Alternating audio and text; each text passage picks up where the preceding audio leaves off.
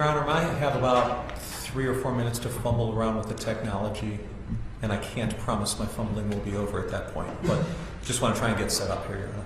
Okay.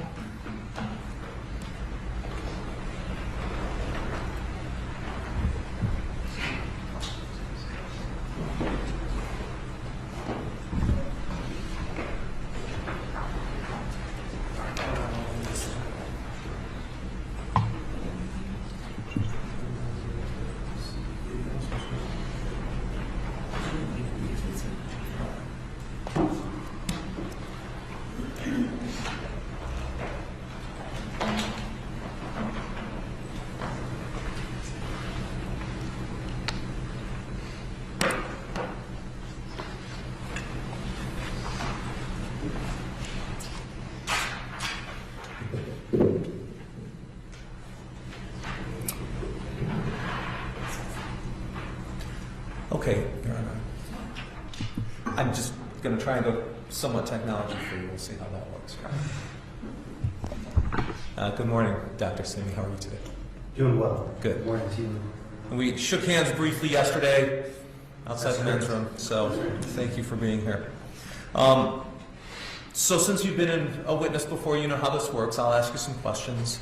If I'm not clear on something, please just tell me. Sounds good.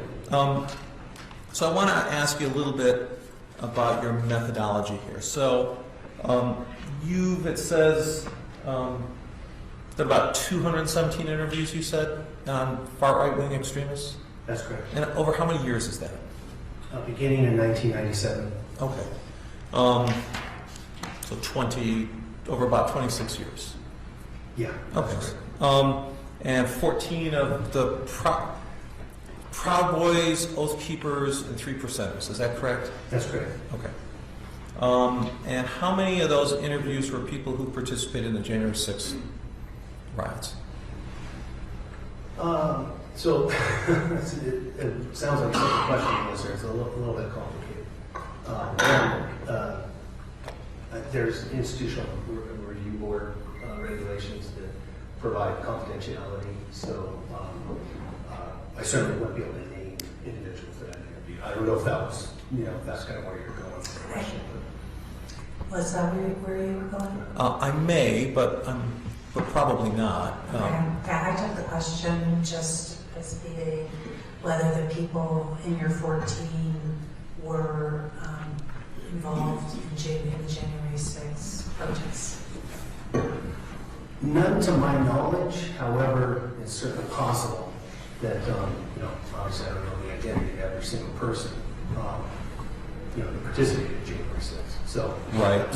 None to my knowledge. So you may have interviewed person A, and that person may have shown up on January 6th, but you just don't know. That's right. Okay. Yeah. So it'd be fair to say that you interviewed these people well before January 6th, those 14? Yes, that's correct. Okay. Did you interview any participants, far right-wing extremist participants in the January 6th, after January 6th? No, I have not. Okay.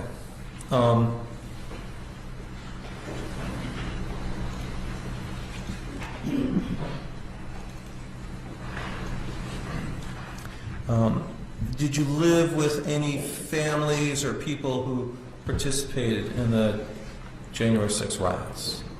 Not to my knowledge. Okay. Okay. So your interviews and sort of field work, living with people. I'm sorry, this field work consists of interviews and sort of embedding yourself or living with people. Would that be correct? That's correct. The interviews can be either formal in nature or more informal. Okay. I just want to make sure I'm properly describing field work. So your field work all sort of occurred with respect to this group of people before January 6th. Is that fair to say? Yes, that's correct. Okay.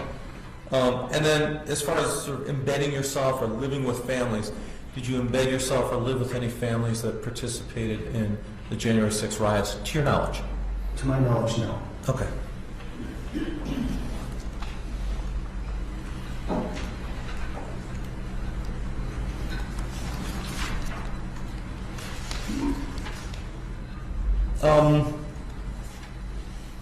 as far as the archives go, so which archives did you rely on here?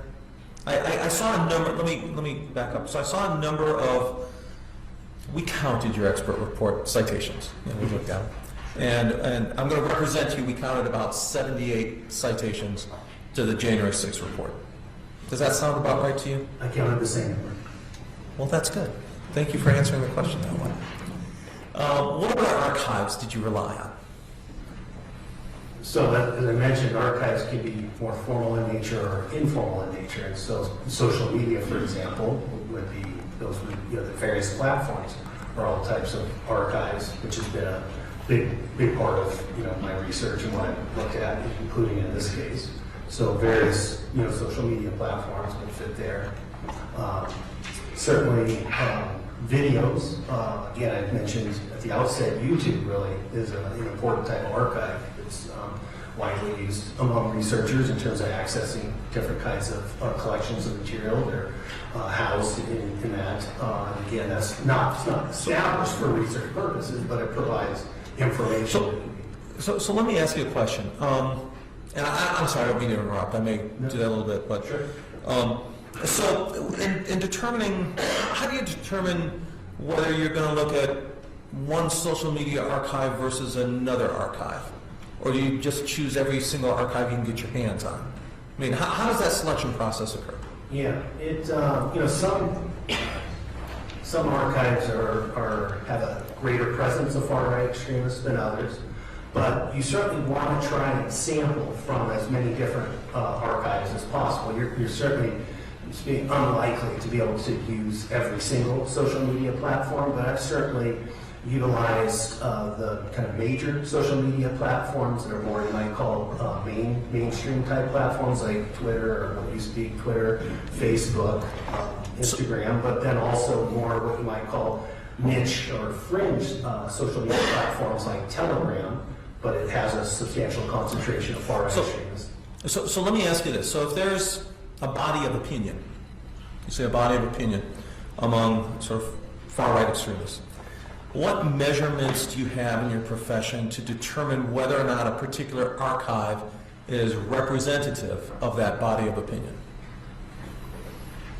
What you would look at is really the presence, to try and make some determination about their presence on that particular platform. Okay, so it'd be fair to say that the ones that are sort of have a greater presence or sort of more commentary, perhaps louder commentary. I don't know quite how you measure loud in the social media world. They type in all caps. Yeah, you look at intensity.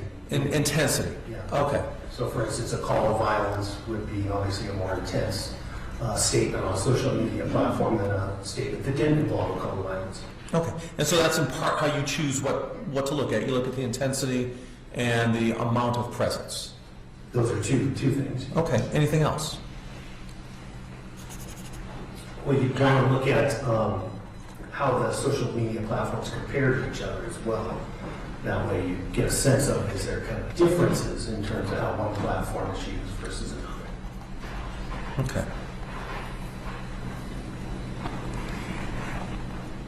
And is any one platform, in your experience, more representative of sort of the body of far right-wing opinions?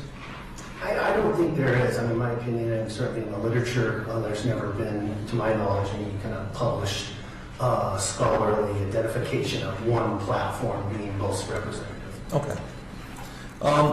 So I want to apply that, maybe take it down one level for the January 6th rioters. Okay. Did you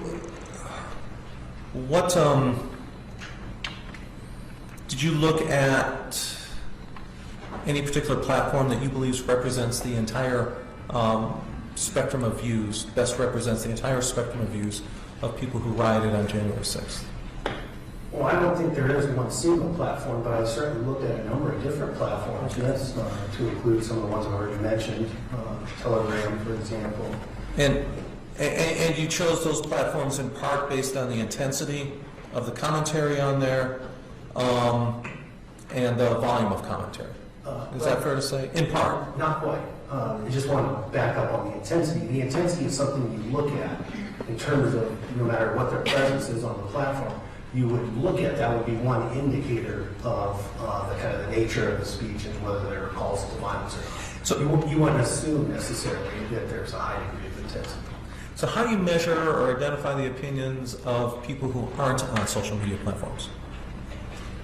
Well, that's why you don't exclusively rely on social media. Certainly, that's what the field work. So interviews, yeah, absolutely. field work. Absolutely. Okay. Yeah. Okay. The surveys can be done. Okay. Did you do any surveys of participants in the January 6th riots? No, I do not. Okay.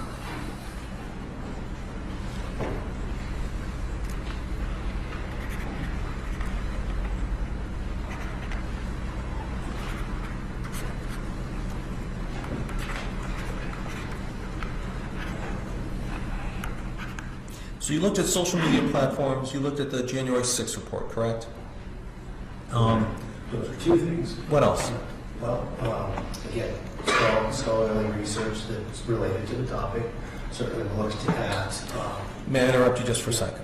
So what scholarly research did you look specifically with respect to January 6th?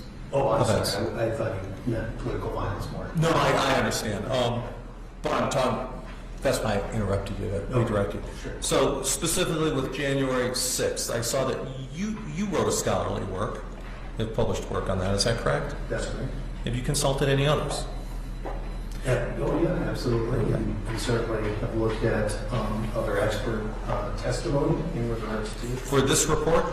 What's that? For the report that you Yeah, produced for the today? report. Yeah. Okay. There's an archive of expert testimony. Okay. So you looked at other people's opinions on January 6th? That's correct. Okay.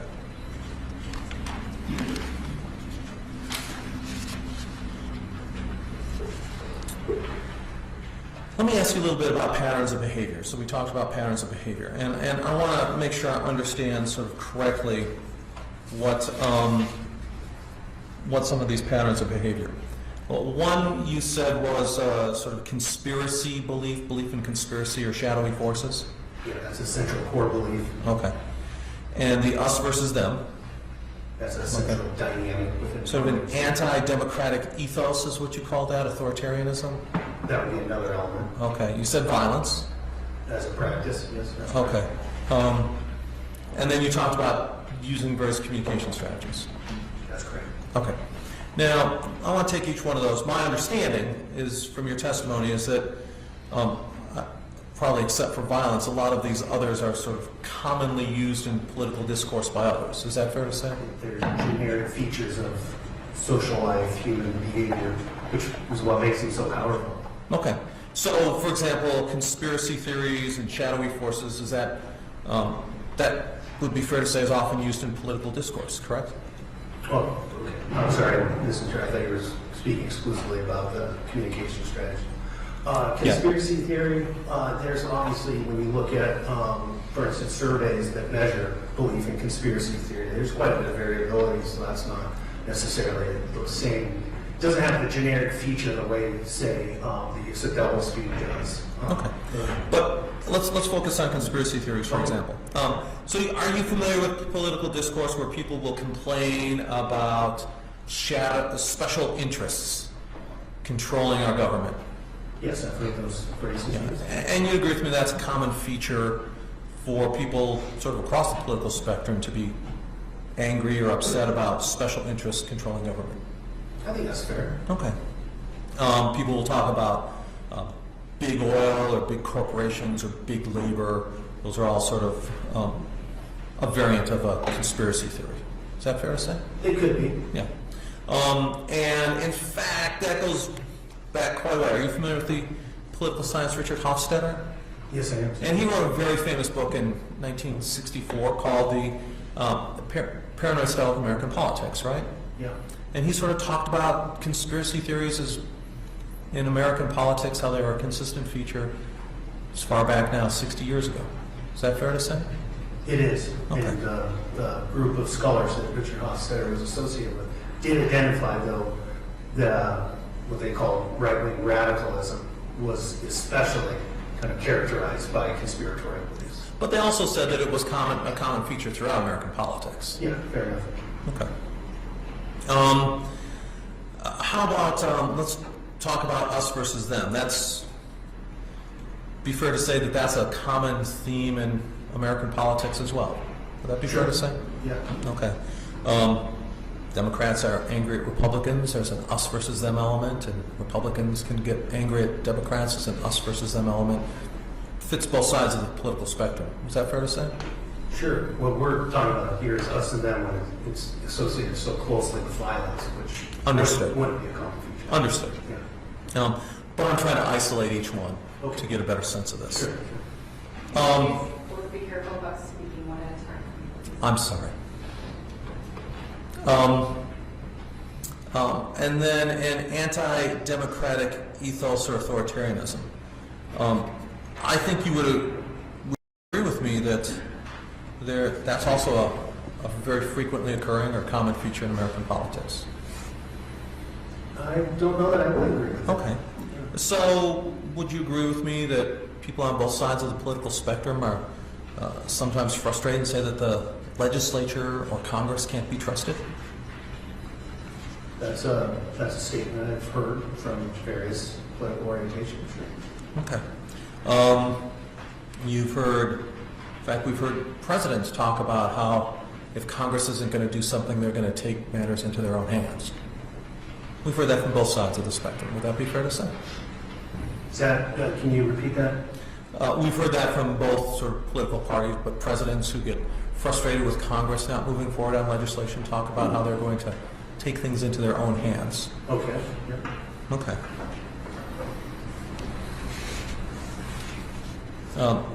You've heard arguments where, or I'll ask you, it'd be fair to say you've heard arguments where people on both sides of the political spectrum throughout will argue that the legislature should not be taking action, that it's up to the courts to decide. Is that fair to say? Generally? Okay. And so your point is that the thing that characterizes far-right extremism is that they have sort of these elements, and then they add to it the mix of violence. Would that be fair to say? Yes, that's a defining feature of extremism. Okay. Close relationship to violence. Okay.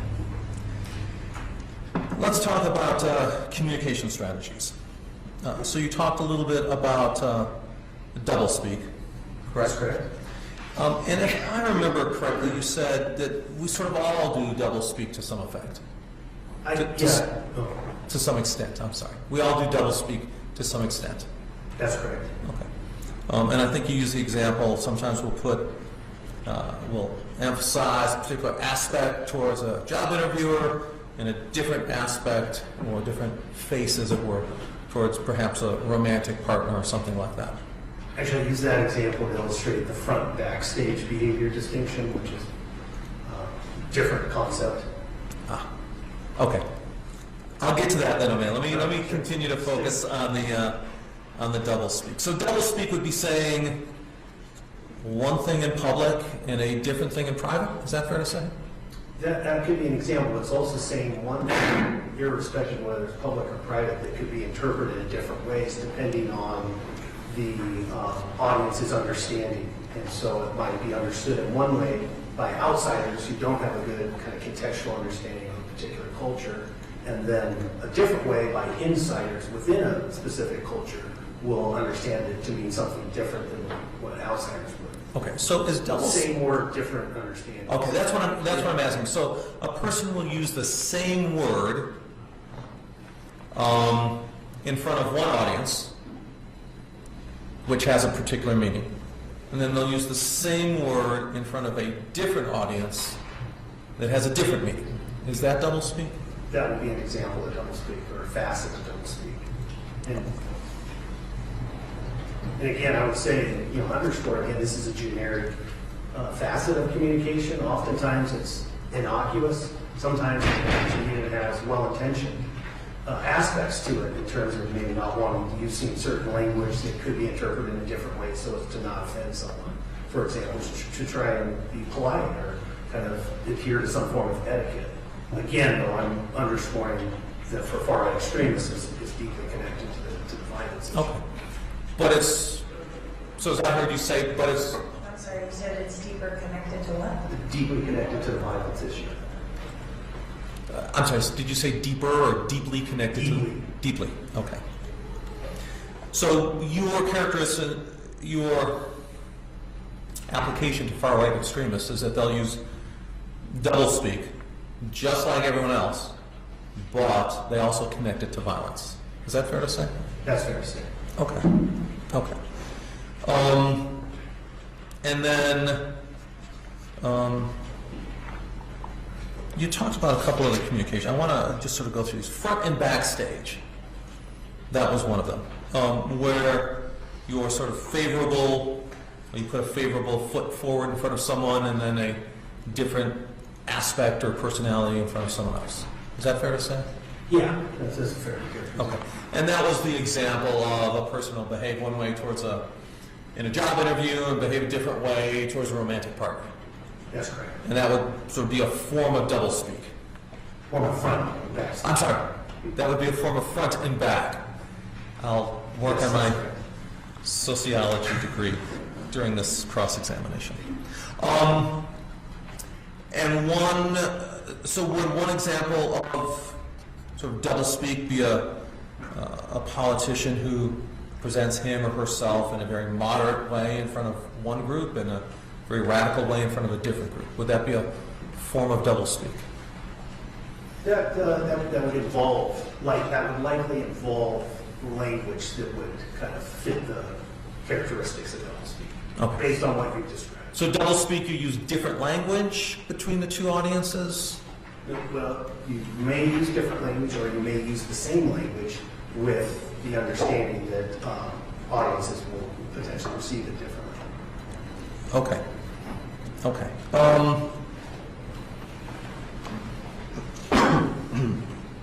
So I say okay, but I'm not understanding. So doublespeak, why don't you give me doublespeak in your words, and let me go from there. Sure. I mean, we talked about 1776, for example. We talked about 1776, for example. So the term for insiders within far-right extremist culture is understood in a way that would likely be different for outsiders who are steeped in that culture. So it's the same term, but it's understood differently depending on kind of cultural context, which is really what doublespeak is all about. It's about basically contextual understandings and how they vary depending on a whole host of different factors, including the situation, the audience, what their understanding is, tone of voice, and you can imagine there's lots of different things that go into how kind of contextual cues shape understanding. Okay, so let me see if I can understand that. So let's say I'm involved in politics and I'm running for office, or I'm an office holder, and I go to a 4th of July parade and I give a speech. And the speech says, "Remember the spirit of 1776. This is why our forebears fought and died," sort of a rousing patriotic speech. And I frequently use the term 1776. Okay?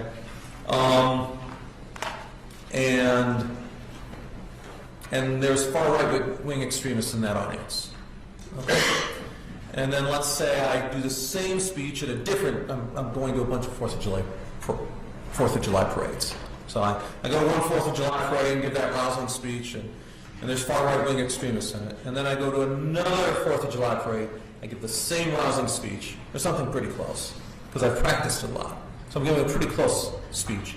Maybe I even wave a 1776 flag as part of my speech in both audiences.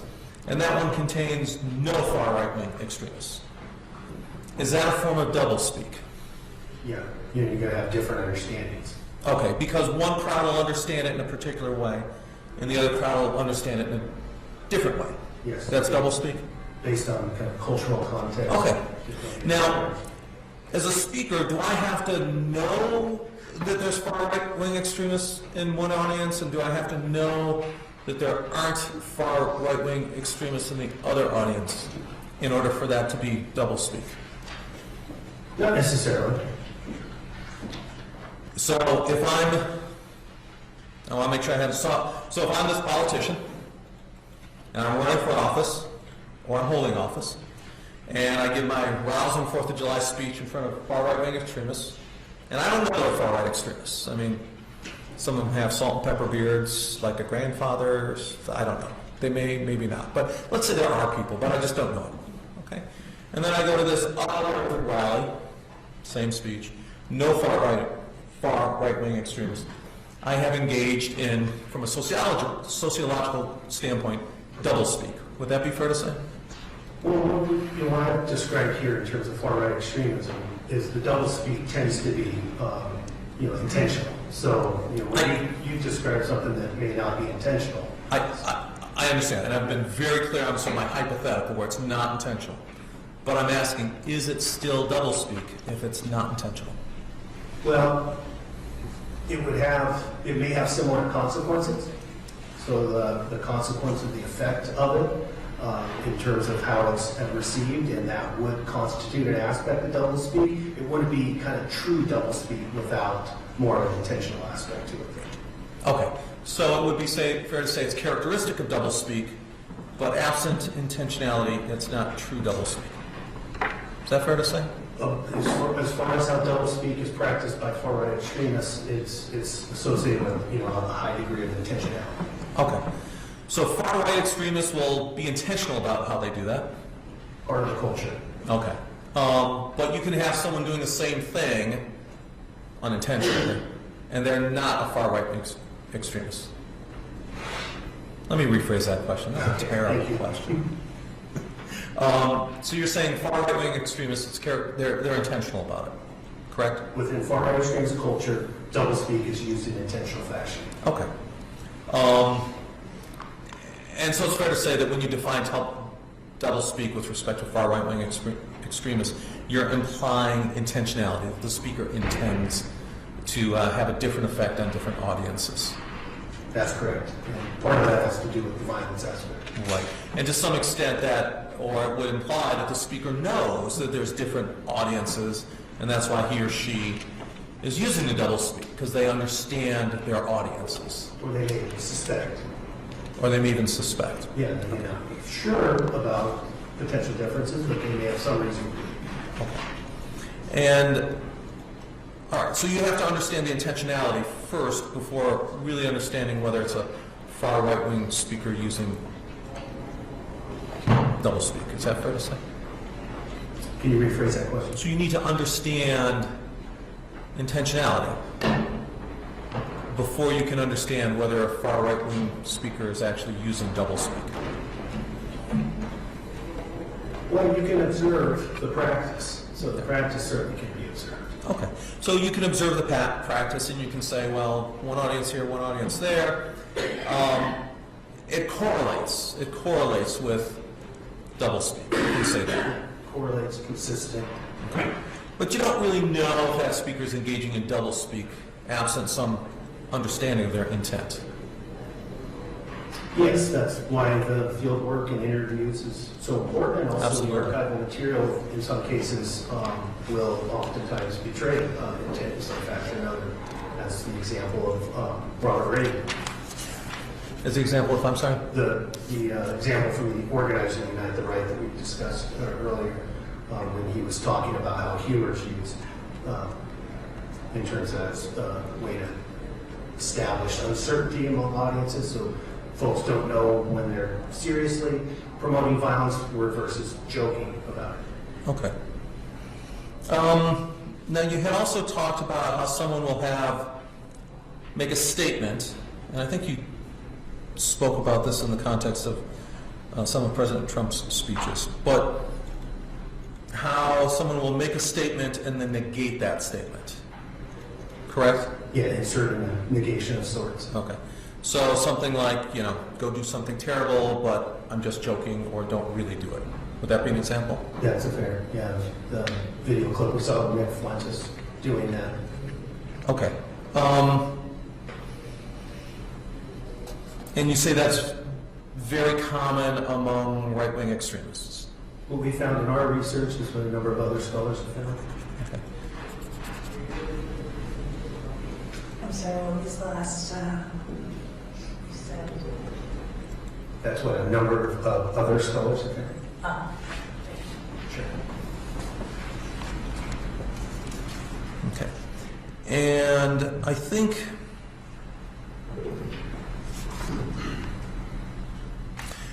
you had talked about, if I remember correctly, there was a video from President Trump's press conference after a Unite the Right rally in Charlottesville. Is that correct? That's correct. Okay. And I have in my notes that you use that as an example of a failure to condemn. Was that right? I said there was a statement that was perceived by far-right extremists as promotion, despite, we showed two clips, and if you recall, the first clip about fine people on both sides, the second clip had a type of condemnation, and that for far-right extremists was overridden by the fine people on both sides comment. Okay. So the fine people on both sides, so the right-wing extremists listened to the fine people on both sides, and they said, that speaks to us. And then the condemnation in the second clip, they said, oh, President Trump's just saying that because he has to. It's almost a verbatim quote from Andrew England that he just said. So, yeah, I would agree with your comment.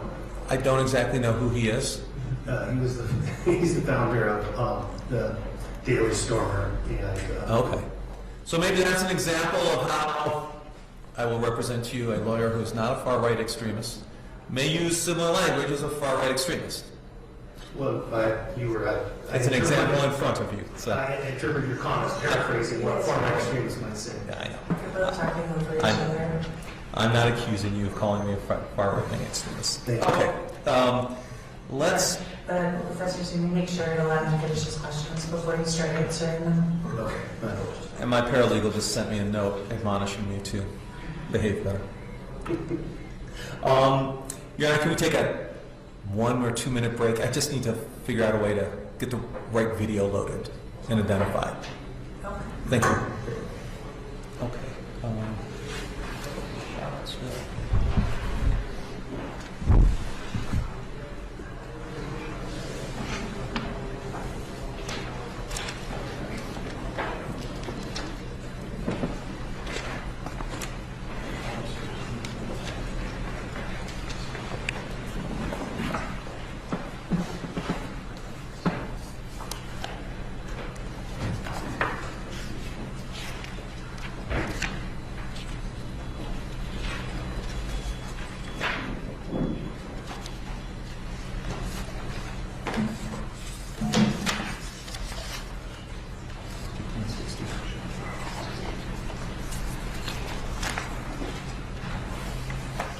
So I'm going to show you a clip, and I think this was the clip that you testified about earlier. Okay. Can we play that, please? Starting at 55. Saying is this: you had a group on one side.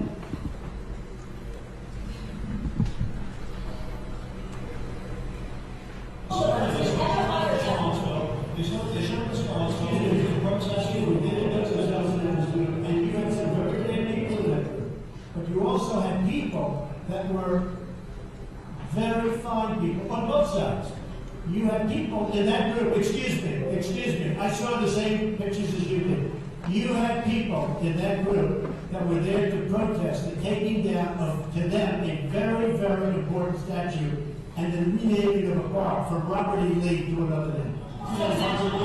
George Washington was a slave owner.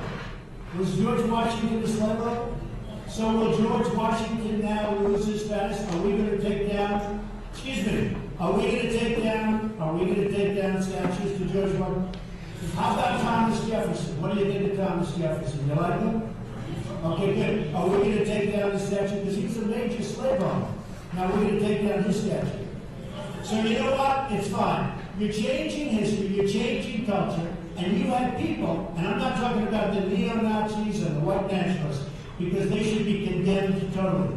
But you had many people in that group other than neo-Nazis and white nationalists, okay? And the press has treated them absolutely unfairly. Now, in the other group also, So I'm going to stop there. So it's your, sort of based on your study, and it's your analysis that, so the first part of his talk where he said, find people on both sides, that the far-right extremists sort of took comfort in that, took inspiration.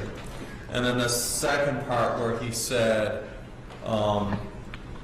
neo-Nazis, they should be condemned entirely and whatnot. They viewed that as doublespeak. Establishing plausible deniability. Okay. Inserting negation after offering a source of affirmation. Okay. So I'm going to show you a video from the day before this, okay? And that's number 1059, please. And start that at 140.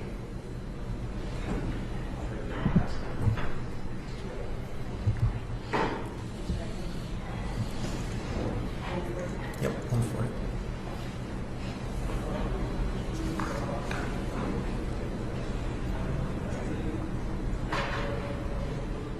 issue with an update.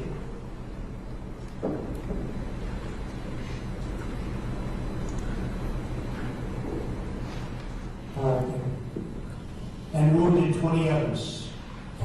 To anyone who acted criminally in this weekend's racist Can you violence, put all that first? you will be Okay, let's start that over, please. held fully accountable. Let's go back about Yeah. 5 seconds, please. How did we practice law before videotapes? To anyone who acted criminally in this weekend's racist violence, you will be held fully accountable. Justice will be delivered. As I said on Saturday, we condemn in the strongest possible terms this egregious display of hatred, bigotry, and violence. It has no place in America. And as I have said many times before, no matter the color of our skin, we all live under the same laws. We all salute the same great flag. And we are all made by the same Almighty God. Okay. We must love each other.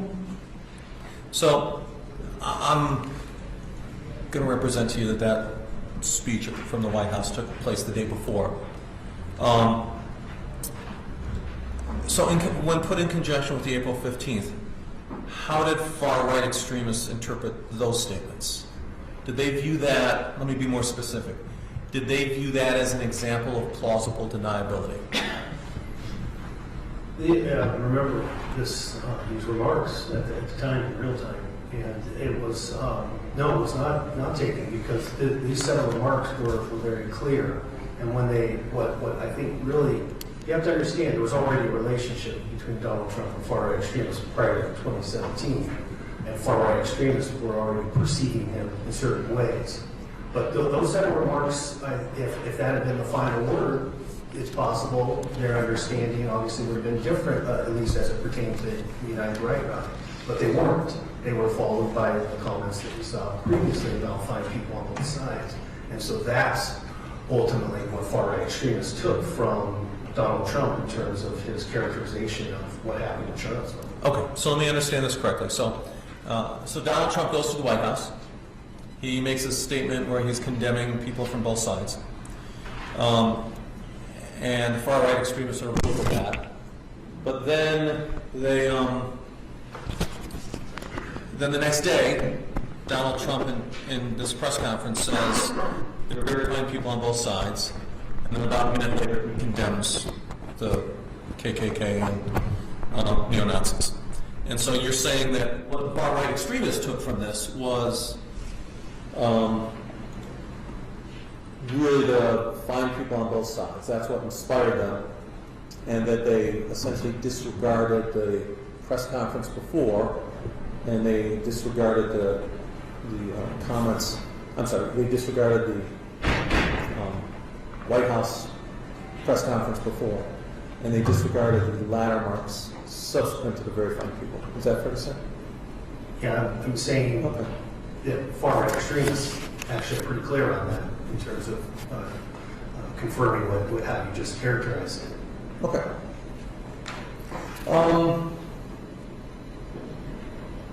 So I guess, the analogy that came to my mind is, do you ever see the movie Dumb and Dumber? I never have. Okay. I'm going to describe to you a scene. Maybe you've heard the scene.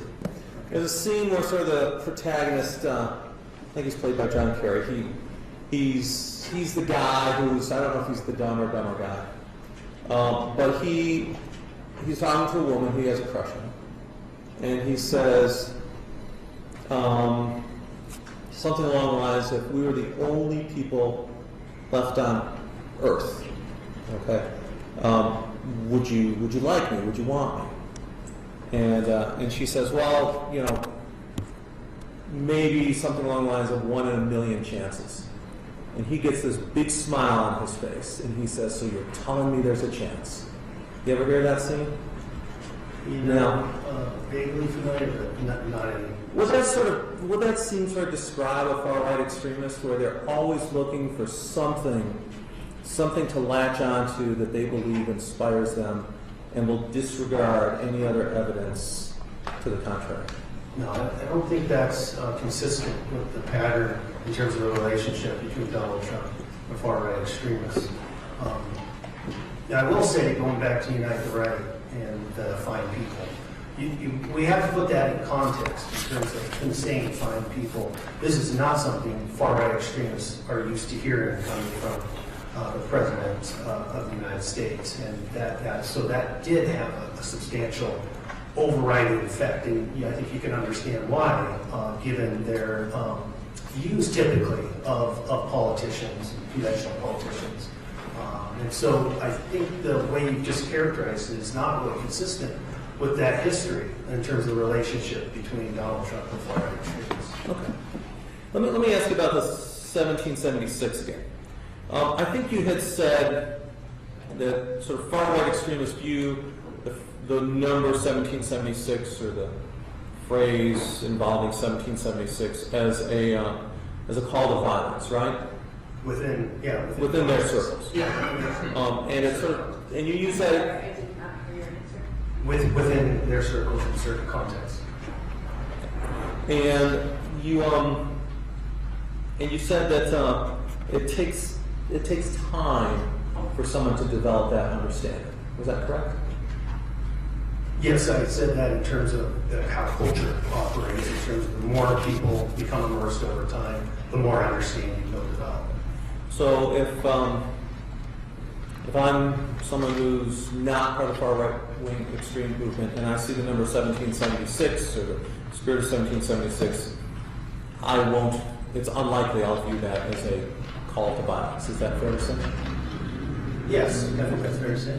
And then I start hanging out with these far-right extremists, and they start using this term, 1776, and it'll take a while, but eventually, if I subscribe to the far-right extremism, I'll view that as a call to violence, a coded call to violence when it's used. Well, the amount of time it takes is going to vary a lot, depending on a whole host of different factors. There's no formula, certainly, that says it's going to take X number of hours or days, weeks, or months.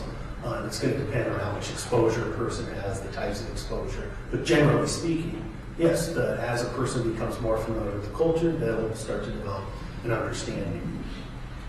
Okay.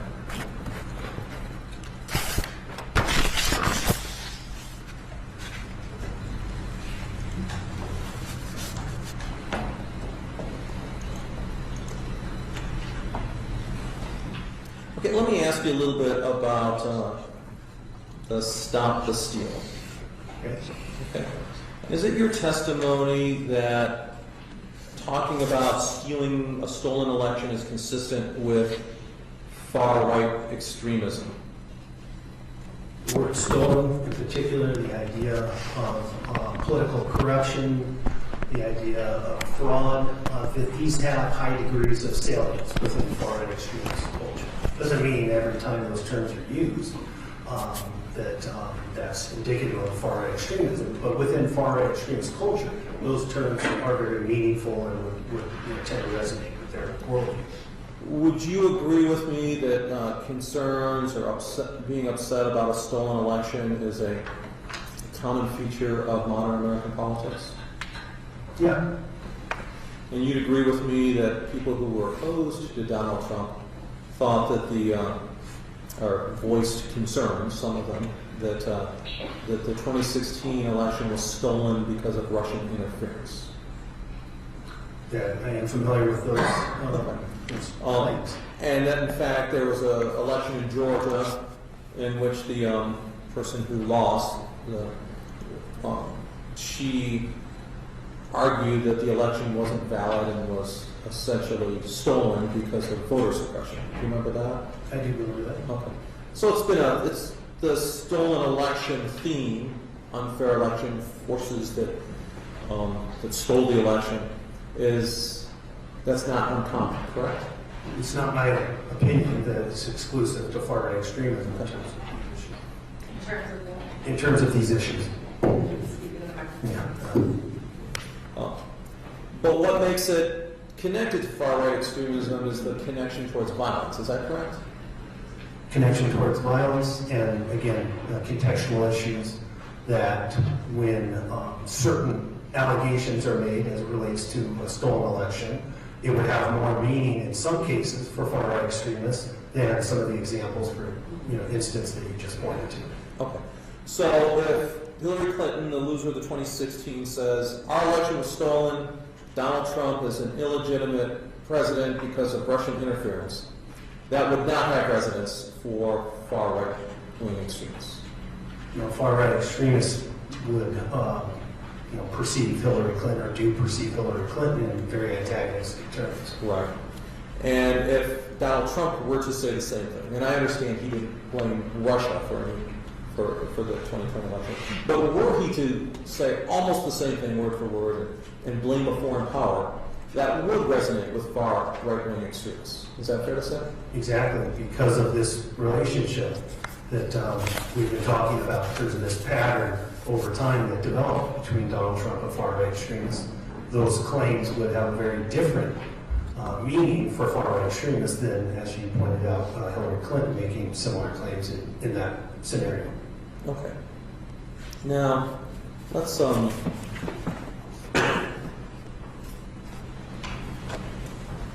Your Honor, before I continue, I would like to move to admit the exhibit. I believe that's 1060. I'm sorry. Let me make sure I have that number straight. Yeah, I believe number 1060 has already, that's the same video that's already been admitted, the press conference. And we move to admit number 1059, the press conference at the Oval Office. Admitted.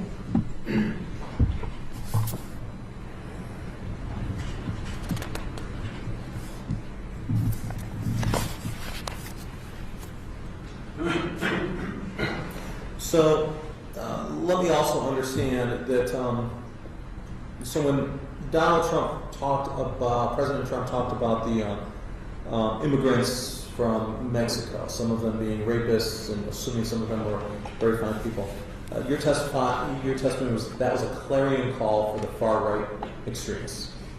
They heard those messages, those terms, and the substantial alignment that it had with their own conversations as it relates to immigration. It was very close alignment, and they found that speech, and especially that part of the speech, to be very powerful. And he certainly had a lot of discussion among far-right extremists after his announcement, and when he used, given that the announcement included those terms. Okay. And that if so there's been a lot of debate I'll submit to you about immigrants. Some people refer to them as illegal immigrants or illegal aliens. There's a number of phrases, but of people who have recently entered the United States being in northern cities, and there's mayors that are sort of getting upset by that. If a mayor like that, let's call it a Democratic mayor, someone who's not viewed as a conservative or sympathetic to the far right. So if a Democratic mayor were to use those same words would that be a clarion call to the far right? In a hypothetical situation without any other contextual information, it's hard to say. It would depend on that person, their history, what the far right knew or didn't know about that person, which is why, again, I mentioned that with the 2015 campaign announcement, you can't take that in isolation. You also have to take into consideration the currency he had developed based on the birtherism claims and the involvement he had in terms of promoting that conspiracy theory, which was a major facet of far-right extremism in terms of challenging Barack Obama's legitimacy to serve as president and, frankly, just being very antagonistic about his election. Okay. So it'd be fair to say that it takes a period of time, a consistent pattern of behavior by a politician before the far right-wing extremists will view his or her comments as a clarion call to action. Is that fair to say? Yeah, it's just hard to say exactly how long it would take, but certainly these, we have a pattern. Patterns take time to emerge, certainly. Okay. So it could be a couple months, couple years, but it requires a pattern of behavior. Correct.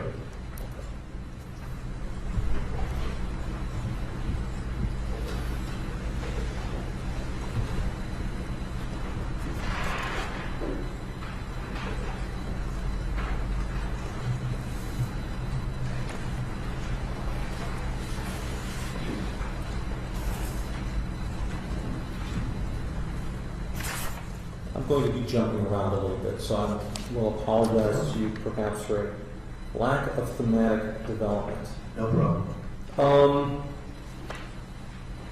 I want to go back to sort of the deniability.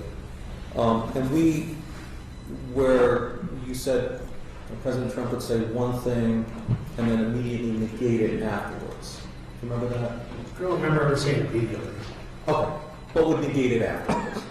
That's a common feature Okay. for far-right extremist leaders in general, and much of what we've been discussing fits that pattern in terms of the relationship between Donald Trump and far-right extremism. Okay. I'm going to show you a video and ask you if certain speech, if that fits the pattern. And we take Your Honor, I may take a few minutes here, so I apologize if I do.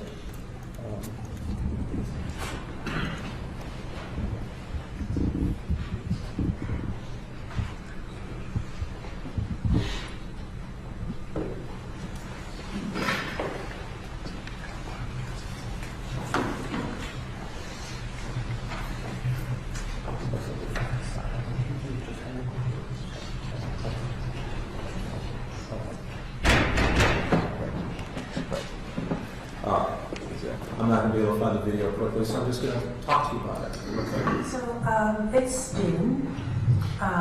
So respite to find my videos. I'm going to give you a Hail Mary here to find all your videos, so you're not eating away time on finding videos. Thank you, Anna. So why don't we just reconvene your cross at 1 o'clock? Okay, thank you. We're off the record.